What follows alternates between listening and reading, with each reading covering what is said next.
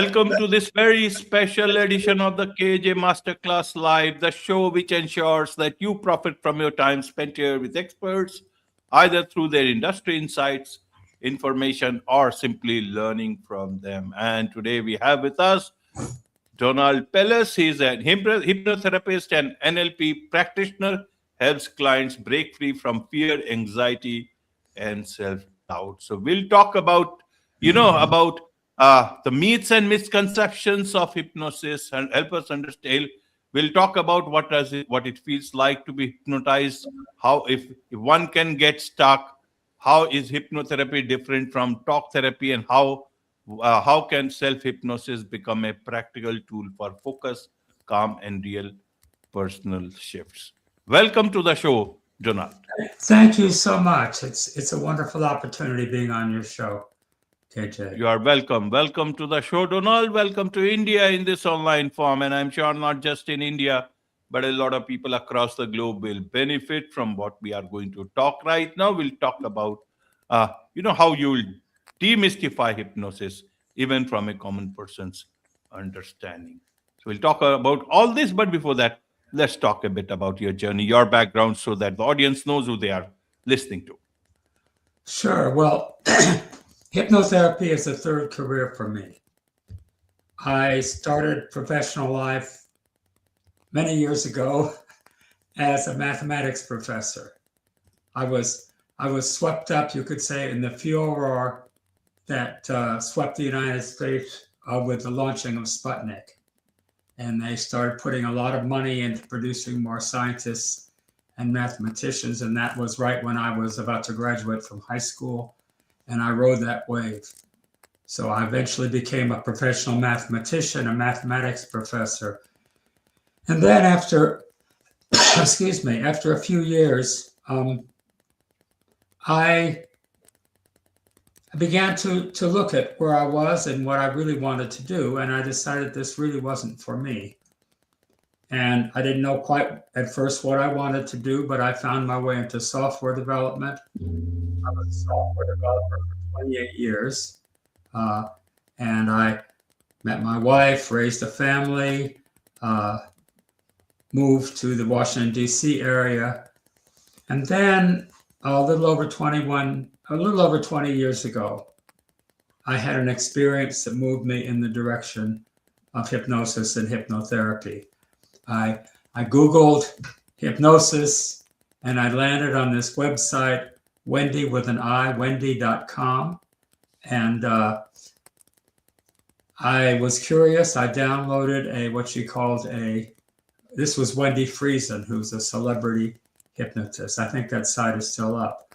But I downloaded what she called an introductory trance. And within about 15 minutes, I had stopped a habit that I'd been unable to break for really over 60 years. Not a terrible habit, but I'd stopped cracking my knuckles. And I've never cracked my knuckles since. And I thought, wow, what can we do with this? So I started exploring hypnosis, and eventually I decided I wanted to learn the other side of it, to learn how to hypnotize people. So I took a hypnotherapy class, and I absolutely loved it. And I said to myself, well, this is my next career. And that was almost 20 years ago. I was still 62 at the time, about to turn 63. And I started seeing clients. Today, I've had a lot more training since then. I do almost nothing the way I was originally trained. But it's really been a wonderful journey, and I love what I do. I have no intentions of retiring. Absolutely, Donald. You love what you do, and what a journey from mathematics to hypnosis. So help us understand, what is it that you want people to understand by what you do, what you talk, about this particular thing. You may have a lot of confidence and understanding about it, but others have a lot of questions. Help us understand from that point in view, Donald. Well, really what I'm doing is teaching my clients to use their minds in new ways. We talk about, in the first session, we will talk about hypnosis, what it is, what it isn't. We could talk some about that here today. I will teach you self-hypnosis. It's a brief self-hypnosis exercise that I guide people through. And once I've done that, most people are able to do that by themselves. And in fact, I assign it. I assign them to do it several times a day. You could think of it as a kind of meditation. And then we go into what I call power self-exercise, where in hypnosis, you imagine yourself, visualize yourself exactly the way you want to be in every respect, mentally, physically, and spiritually. And then you step into and experience what it's like to be that person. That's what we do in the first session. Later on, we talk about, we do core transformation, which I can talk about in a little bit, and also wholeness. And I use various NLP, neuro-linguistic programming techniques. I do a number of things, but those are my go-to. Self-hypnosis, core transformation, and wholeness work. Both of those latter two are due to Connie Ray Andreas, of whom I'm a big fan. Absolutely. Absolutely, Donald. So help us understand from this point of view, where does hypnosis stand vis-a-vis manifestation? Help us understand from there. Are these two different things or almost, different name for the same thing? I've heard a lot about manifestation. I'm not sure. I'm not sure I agree with the whole premise of manifestation. Philosophically, it's like subjective idealism. Now, that said, by changing your outlook, by changing your mindset, you certainly can influence a lot of things, especially things within yourself. So when it comes to manifesting things within yourself, that's a whole different question. That's certainly within our power, and hypnosis, self-hypnosis can help with that. If you're just talking about, I know some people believe that if you just believe something enough, want something, that checks are going to appear in the mail. And I don't really, believe in that, hypnosis or no hypnosis. I'm not a subjective idealist philosophically. Subjective idealism is believing that basically the world flows out of your thoughts, and that's not my belief system. Absolutely, Donald. So what do your clients generally come to you for? Do they come for something very different than you ever expected? Because everyone has a different understanding of these things. What can hypnosis do and what it cannot? Help us understand from that. Well, it's very individual, but I've been doing this for 20 years. A lot of different forms of anxiety, people who worry a lot, people who have problems with social interactions, public speaking, self-confidence, things like that. I work with athletes on performance enhancement, as well as executives and artists like musicians. I work with several opera singers. I have one national champion fencer to my credit. So performance is it's a simultaneous rendering of relaxation and focus. I work with people with phobias, we have a bridge here. I live in Maryland. We have a bridge across the Chesapeake Bay that's several miles long. It goes high over the bay so the ships can get under it. and it really bothers a lot of people. So I have clients who can't drive over that bridge, or some of them can't even ride, can't fly in airplanes, can't ride in elevators. And I help them all fairly quickly, I should add. This is different from talk therapy, which can go, as I'm sure you know, week after week, month after month, sometimes for years. Mostly, I'll work with somebody for 4 or 5 90-minute sessions, and that's really all they need. Let's see, what else? Let's see, fears, just people who are fearful, hypervigilant, all kinds of things like that. I work with people who grind their teeth, clench and grind their teeth. That's called bruxism. Dentists hate it, and people hate it because they break their teeth, right? But it's all very individual. There's no one size fits all. And people come to me and I really ask them, what are you experiencing? So somebody comes to me and says, I have anxiety. Well, I want to know exactly how does that play out? Do you worry a lot? Do you have difficulty in social situations? Can you not go out of your house without feeling anxious? Do you have panic attacks and so forth? I want to know the specifics of what you are actually experiencing. Absolutely, Donald. So all these things that you mentioned, you also mentioned about self-confidence. Help us understand, if those people themselves are not able to solve it, how do you solve it without, perhaps if I understand, without any medication, but with something called hypnosis and hypnotherapy? From Well, that point in view, how does that work out? I don't solve it.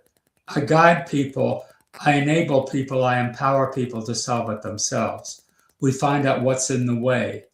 So with self-confidence, of course, confidence is predicated on competence. If you can't do something, you really shouldn't be confident. I mean, I've never learned to fly a plane. It would be foolish for me to be confident that I could fly a plane and just step into an airplane and try to take off. But given that somebody is competent, still a lot of people don't feel confident. And that means there's something in the way of it. One way you could phrase it is there's a part of them that is preventing them from feeling confident. And that's where core transformation comes in. It's a form of parts therapy. I heard you talk with Rochelle Vogt. I don't know how long ago that was. She also talked about parts. They're aspects of a person. There's a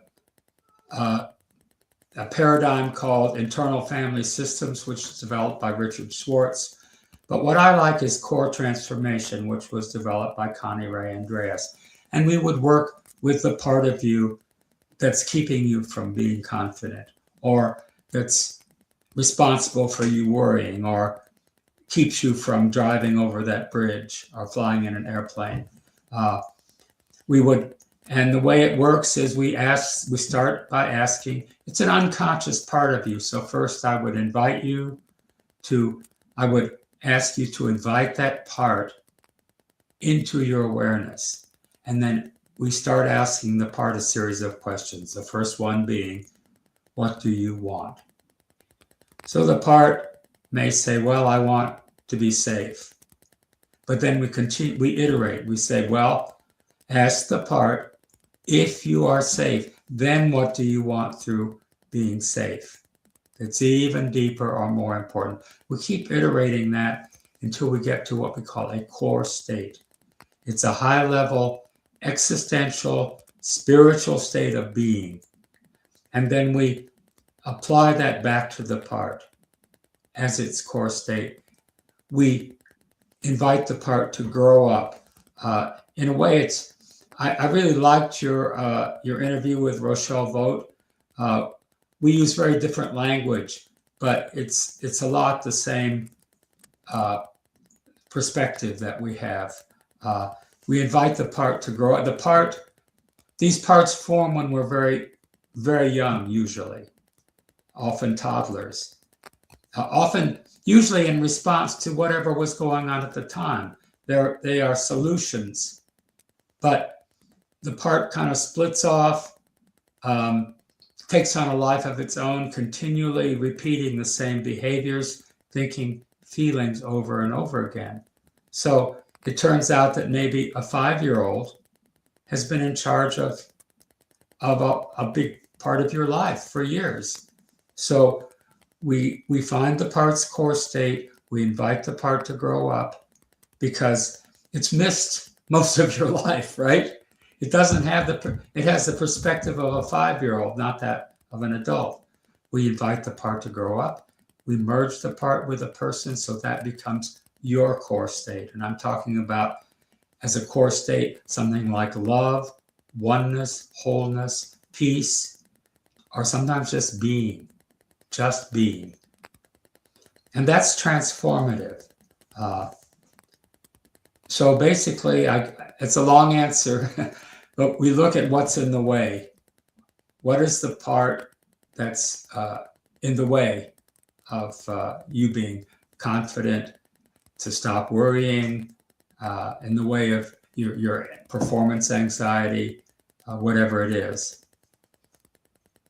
Right. So how do you decide? Is it that you talk about self-hypnosis and then hypnosis as how does that work? Means how does it work when you do it for them? How does it work when they do it for themselves? I teach people self-hypnosis. I call it the zone.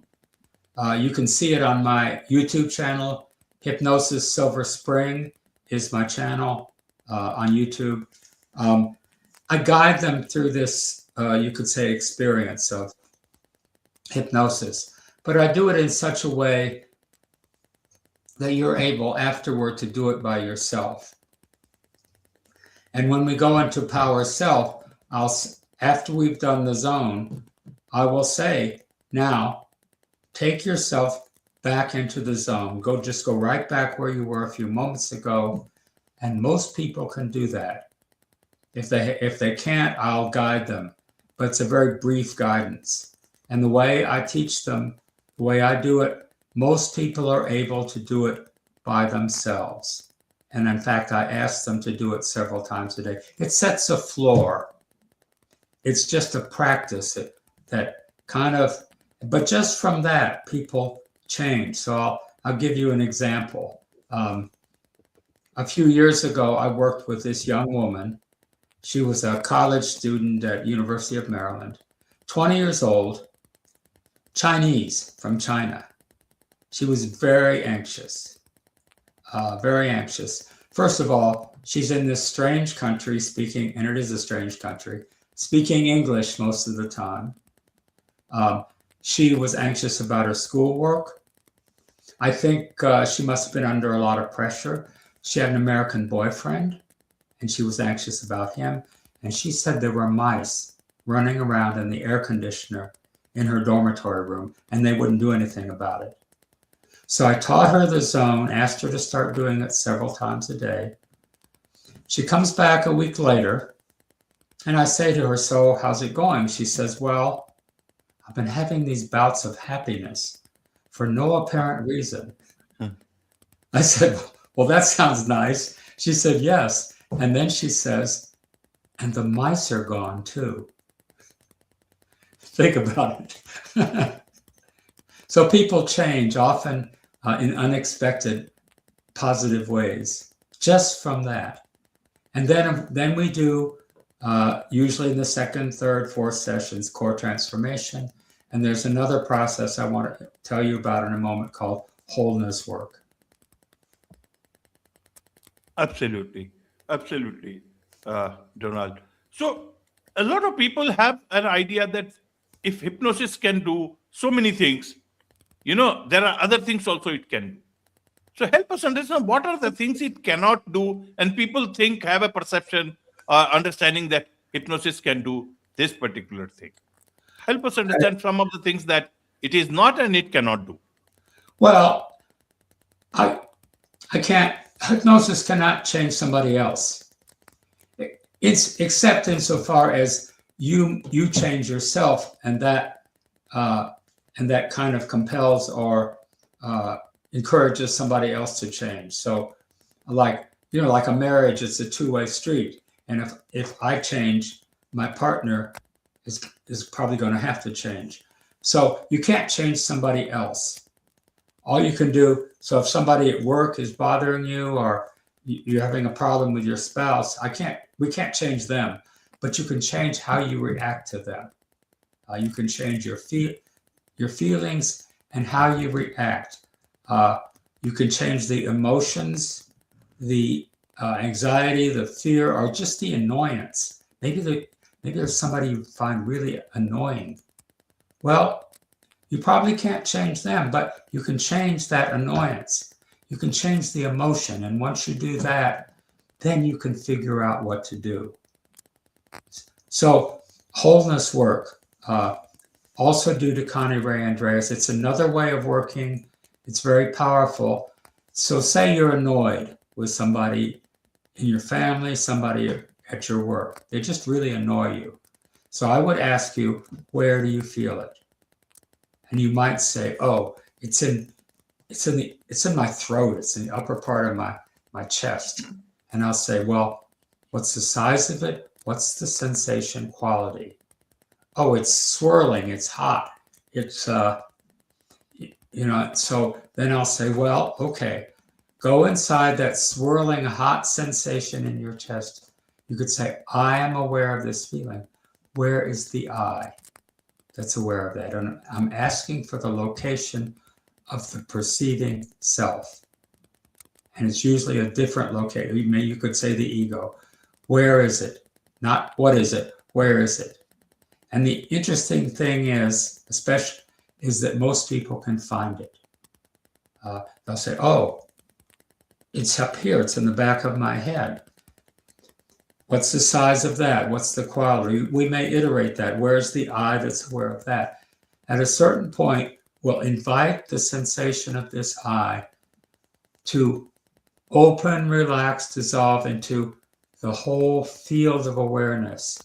And I've talked to the client about this. It's a whole vast field of awareness that's all around and within you and throughout. Has no boundary or edge.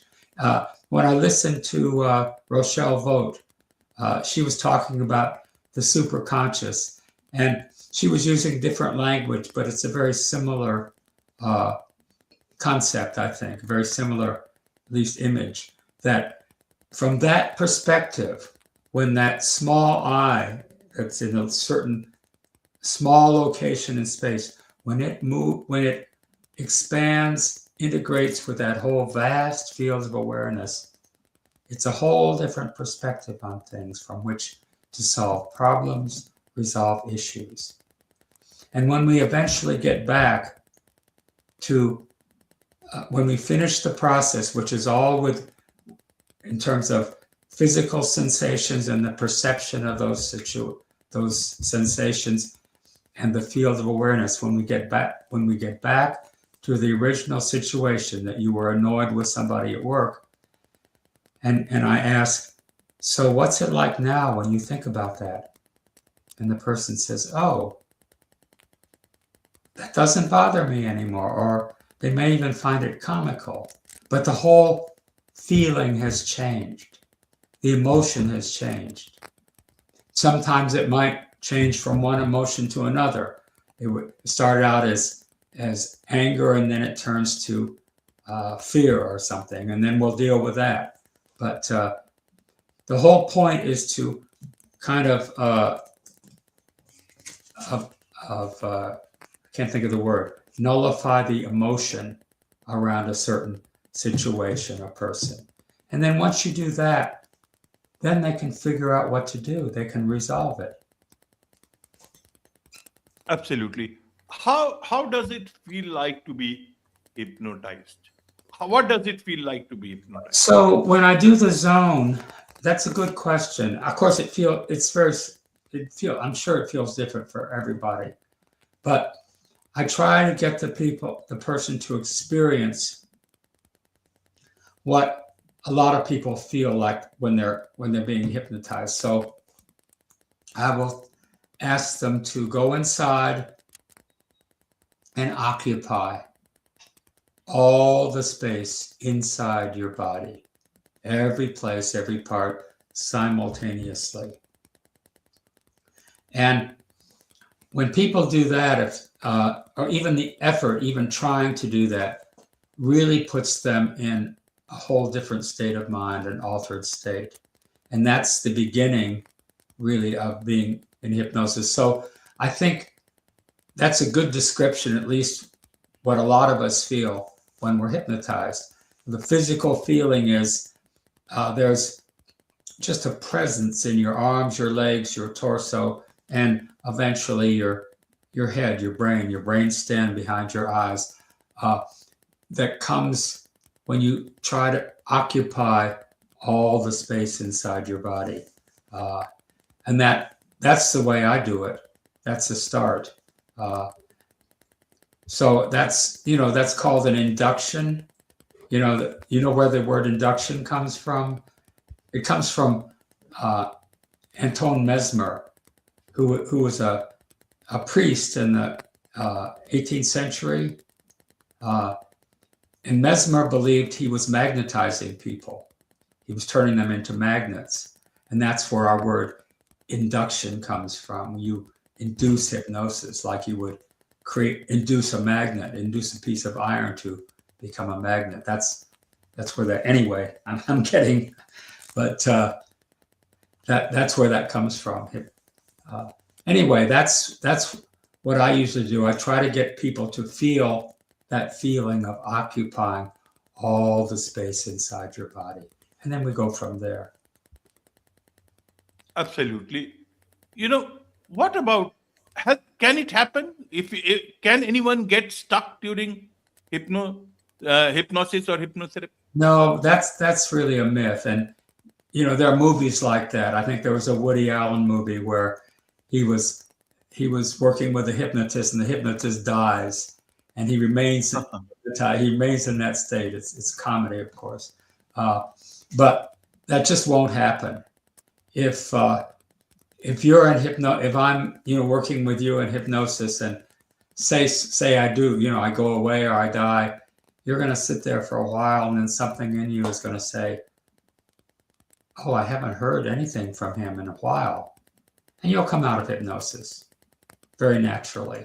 It's an altered state, just like you would come out of a daydream by yourself at a certain point. I don't think anybody has ever been stuck in hypnosis. Absolutely. So, Donald, I want to understand one thing. That this is, what you do is, good. A lot of people believe in it. Some people may have questions about it. But in terms of, its efficacy, where do you know that, this will not work and medical science will have to come in terms of medicines and all? How do you determine that? Or even as an individual, how do I determine that? Well, you just determine for yourself if you work with me, if it works or not, and generally it does. So I teach twice a month. I teach a class. We have a wonderful organization here called Hope Connections for Cancer Support, and I teach a class, Hypnosis for Symptom Relief. And I help them with pain, with neuropathy, and they know it works because the pain goes away. It's very simple. Or if you are worrying excessively, if you're really anxious, and you find after one or two sessions that you don't feel that way anymore, well, that's how you know it works. It's that the issue that you've come for has been resolved or largely resolved. That's how you know. Absolutely. Absolutely. There's so much to learn about all this from you, Donald. And I'm sure a lot of people would want to connect with you. Oh, I would add one thing. it's not just a matter of belief. It's I use certain techniques. They work for most people. They don't have to believe. They just have to follow my directions, and they feel the results. Do I have time? Can I give a little example? Yes, please. So a few years ago, this was actually an anniversary dinner. I was cooking an anniversary dinner. I was cooking a steak. And when I went to take it out of the oven, of the broiler, I managed to touch my thumb to the pan. And I got a terrible burn. It really hurt. It felt like somebody had taken a match to my thumb. So I held it under cold water. It didn't really help much. And then I said to myself, I'm going to change the color. I call it a mind trick. It's one of the ways I have of dealing with pain. So, and this little voice goes off in my head. It says, that's not going to work. But I did it anyway. And it worked. In about 45 seconds, the pain just shut off. Now, it was a bad burn. It blistered under the skin. It took it maybe 6 weeks to heal or more, but I never had any more pain from it. So, but it wasn't a matter of belief. It's about having a certain way of working, a certain technique, and applying it. And so it works. Absolutely. There is so much to learn about all this, and I'm sure a lot of people would want to learn more from you, learn about all this, and perhaps be your client. What's the best way for them to do so? Well, my website is hypnosissilverspring.com. All run together. Hypnosis Silver Spring. There's no S on spring.com. And if you go on that website, near the top, there's a button to schedule a consultation. It's up to 30 minutes. It's free. Phone or Zoom, you choose consultation, and I can work with people anywhere in the world. That's probably the best way. If you scroll down on that home page, there's a form you can fill out to download my guide to hypnotherapy. It's called Empowered Self. It's the Empowered Self, a Transformational Path Forward. You can download the guide. It's a PDF. It's really a pamphlet by filling out that form. And then you'll get an email response, and you can contact me from that. But the best way, really, if you just want a consultation, there's no obligation. Just go on hypnosissilverspring.com. Use that button at the top of the home page to schedule a consultation. And I would love to talk with you. Absolutely. With this, it's a wrap on this very special edition of the KAJ Masterclass Live. Thank you so much indeed for joining us. Thank you so much, KJ. It's been a pleasure.